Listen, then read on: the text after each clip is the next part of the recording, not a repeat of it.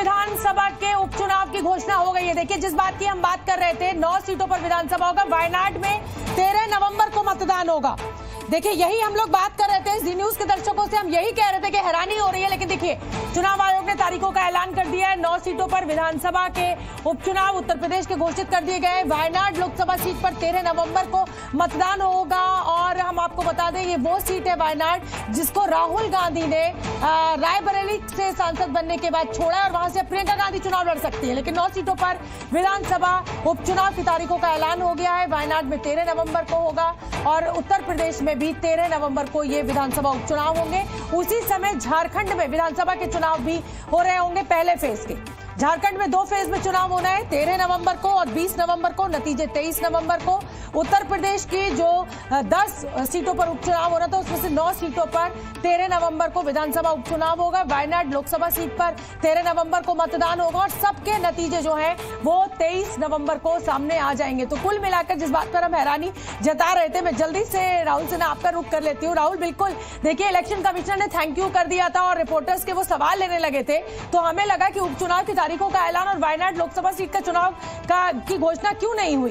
तो अब वही सवाल था, उसका जवाब हमें मिल गया है। राहुल सिन्हा, माफ कीजिए, राहुल मिश्रा। जी, राहुल मिश्रा। देखिए, ऐसा कभी कभी हो जाता है, जल्दबाजी में कभी कभी संपादक का नाम भी मुंह से निकल जाता है। वो भी रिपोर्टर रहे हैं। जी बिल्कुल बिल्कुल राहुल जी। देखिए, इस बार उपचुनाव पर क्योंकि आपकी भी नजर थी कि आखिर में उपचुनाव का क्यों नहीं घोषणा यहाँ पर किया गया और डेट का क्यों नहीं किया गया। यहाँ पर उत्तर प्रदेश के उपचुनाव को लेकर के सभी की नजर है, क्योंकि जिस तरीके से आपने देखा था कि समाजवादी पार्टी ने रिवाइवल किया था लोकसभा चुनाव में। लिटमस टेस्ट हमेशा से होता है, कोई भी उपचुनाव होता है तो मौजूदा सरकार का लिटमस टेस्ट होता है और वहां पे योगी सरकार के लिए ये लिटमस टेस्ट होगा। जिस तरीके से रिवाइवल यहाँ पर समाजवादी पार्टी ने किया है, ये जो विधानसभा उपचुनाव हो रहे हैं, इससे पता चलेगा कि आखिर में। बिल्कुल ठीक है, आऊंगी राहुल, मैं आपके पास जल्दी से। विशाल रघुवंशी का भी मैं रुख कर लेती हूँ, मैं आऊंगी राहुल आपके पास। विशाल, लिटमस टेस्ट की बात कर रहे हैं राहुल, यहाँ पर कह रहे हैं कि साहब 10 सीटों पर जो उपचुनाव है, 9 सीटों की घोषणा कर दी गई है 13 नवंबर को। विशाल रघुवंशी, 9 सीटों पर उपचुनाव होना है उत्तर प्रदेश का, लिटमस टेस्ट कह रहे हैं। राहुल मिश्रा मेरे साथ मौजूद है, रिपोर्टर। लिटमस टेस्ट योगी सरकार का।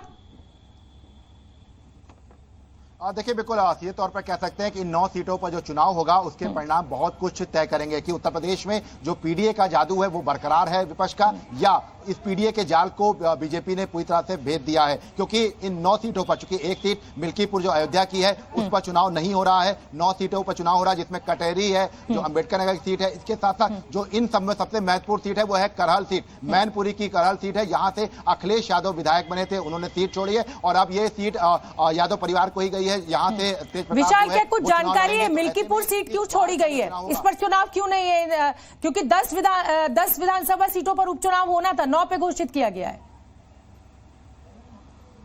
देखिए, बिल्कुल ये जो है एक बड़ा कारण है, और क्योंकि अवधेश प्रसाद यहाँ से सांसद बने थे तो ऐसे में ये सीट रिक्त हुई थी। तो ऐसे में इस सीट पर चुनाव क्यों नहीं हो रहा है, इसको लेकर अभी थोड़ा सा चुनाव आयोग की तरफ से जब स्पष्टीकरण आएगा कि क्या कुछ वजह रही है इसके बारे में, तब मालूम चल पाएगा। लेकिन 9 सीटें ऐसी हैं जिन पर चुनाव होना है उत्तर प्रदेश में, और सबसे महत्वपूर्ण है कि इन 9 सीटों में से 2 ऐसी सीटें हैं जो बहुत ज्यादा महत्वपूर्ण है, जिसमें करहल की सीट अगर हम बात करें तो करहल की सीट जो है वो मैनपुरी की सीट है। और ऐसे में अगर वहां से बीजेपी अपना दमखम लगाकर ठीक है, मैं आती हूं। मैं राहुल मैं अंकुर आपके पास आऊंगी, लेकिन उससे पहले मैं जल्दी से राहुल से क्विक अपडेट ले लूं। राहुल, क्यों मिल्कीपुर सीट को छोड़ दिया गया? क्या कोई जानकारी मिल पा रही है? क्या कुछ बोला है इलेक्शन कमिश्नर ने? देखिए, नहीं, अभी इलेक्शन कमीशन ने इसके बारे में जानकारी कोई नहीं दी है कि आखिर में मिल्कीपुर सीट को क्यों छोड़ा गया है, लेकिन कुछ कारण भी होते हैं। क्योंकि चुनाव हमेशा से, जब भी चुनाव आयोग पूरी तैयारियों को देखते हुए ही वहां पर चुनाव कराता है, कहीं पर भी मिल्कीपुर सीट क्यों छोड़ा गया है, ये चुनाव आयोग से जरूर जानकारी मिलेगी कि आखिर में क्यों उस जगह का। कुल मिलाकर एक बार फिर चुनाव आयोग ने विपक्ष को मुद्दा दे दिया है बैठे बैठाए। जल्दी से मैं अंकुर त्यागी का रुख कर लेती हूँ। अंकुर, एक फेज में इलेक्शन होना है, 23 को नतीजे आ जाएंगे, लेकिन दिलचस्प इस बार महाराष्ट्र का चुनाव रहने वाला है।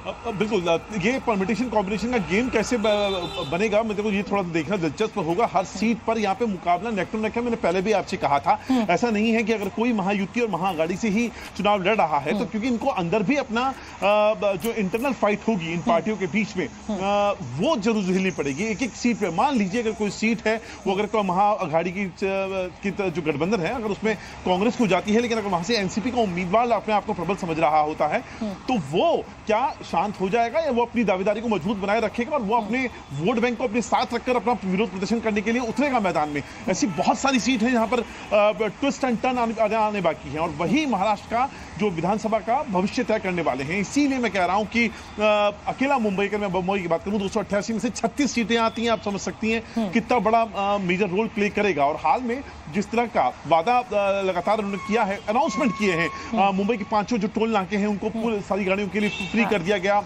लाडली बहन योजना, बिल्कुल अंकुर, इसीलिए तो विपक्ष हमलावर हो गया ना कि साहब आपने चुनावी तारीखों का ऐलान अब इलेक्शन कमीशन करेगा जब आपकी सारी घोषणाएं पूरी हो गई। खैर, ये तो आरोप प्रत्यारोप राजनीतिक दलों के चलते रहेंगे। हमारे साथ मेहमानों का एक बड़ा पैनल जुड़ गया है। राधिका खेड़ा प्रवक्ता है